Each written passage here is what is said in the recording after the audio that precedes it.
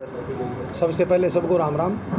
हमारे साथ हमारे सरसा से विशाल वर्मा जी, हमारे दिलीप जी है, हमारे समधी दिलीप घोड़ावाली जी, और हमारे एक सरपंच चक्का से बनवारी लाल जी, और सतपाल जी रिसालिया खेड़ा, और हमारे सरपंच भी हैं रामानंद जी निनानिया।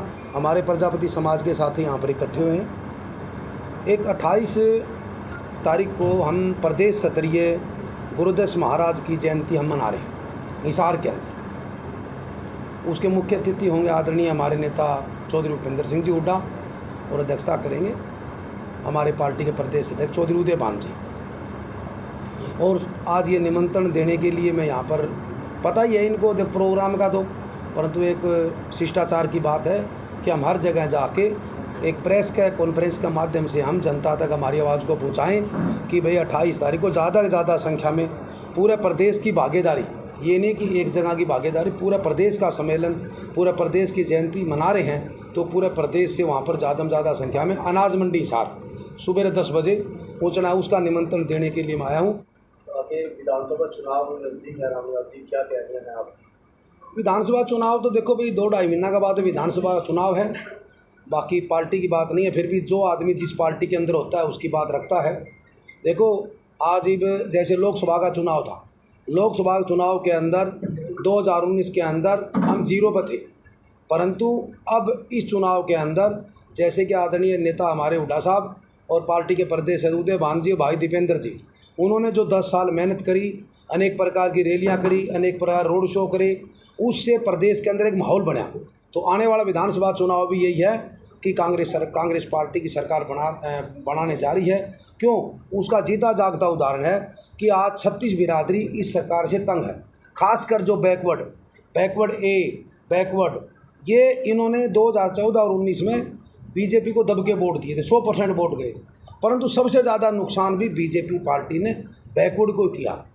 कि जैसे क्रीमी लेयर की बात है, क्रीमी लेयर के अंदर जैसे 8 लाख रुपए थी, हमारी 6 लाख कर दी, और 6 लाख करने के बाद में इन्होंने जो आज 2-3 साल जो नौकरियां निकाली, उसके अंदर आरक्षण से हमारे बच्चे वंचित रह गए, तो उसका खामियाजा कौन भुगतेगा?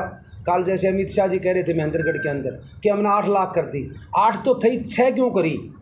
उसकी समाज से सरकार ने, मुख्यमंत्री ने माफ़ी मांगनी चाहिए कि हमारे से गलती हुई। और जो क्लास 1-2 का आरक्षण का मुद्दा है, उसके अंदर भी जैसे आदरणीय हुड्डा साहब ने 2014 के अंदर हमारा 10% अलग से दिया और 5% बैकवर्ड भी को दिया, 15% किया था।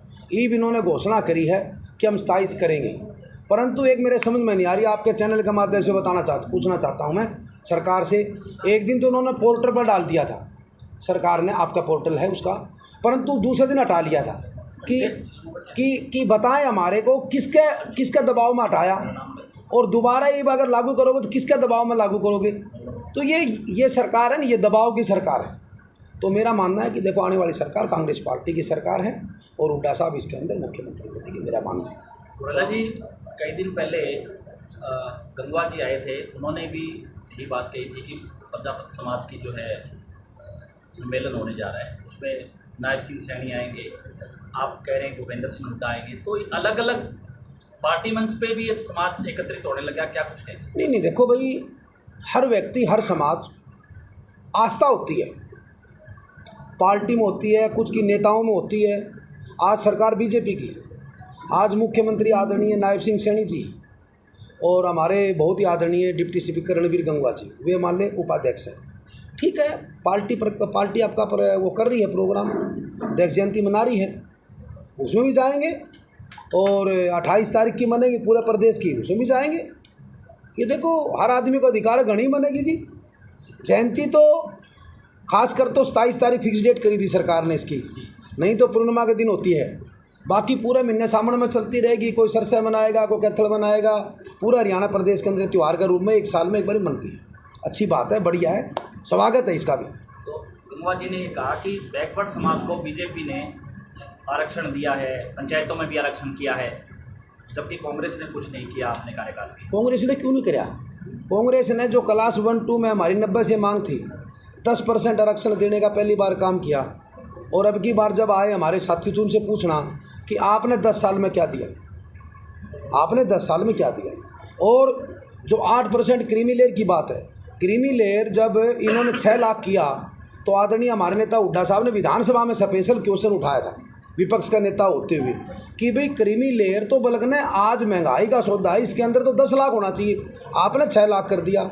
इसकी भरपाई, इसका नुकसान कौन पूरा करेगा। और दूसरी बात, पंचायत की बात करें, आधा अधूरा 8% दिया है, और वो भी ऐसे है कि जहाँ आबादी कम है वहाँ 2%। एक प्रदेश 2 कानून पहली बार हरियाणा प्रदेश के अंदर है। ऐसी नहीं, इन्होंने कुछ नहीं दिया, सिर्फ वाई नू बेरा पट गया। नहीं भाई, तारा जो पर्सनल वोट बैंक था वो खिसकने लग गया जब झूठी घोषणाएं करने लग रहे लोगों को डांटने के लिए। ऐसे नहीं डरते लोग, ऐसे नहीं डरते।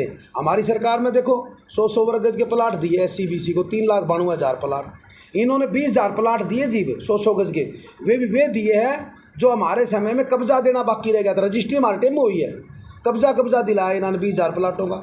और अब जैसे बच्चों को वजीफे की बात है, हमारे समय में बैकवर्ड ए के बच्चों को 50 रुपये से लेकर 650 रुपये तक वजीफा मिलता था, इन्होंने सारा बंद कर दिया।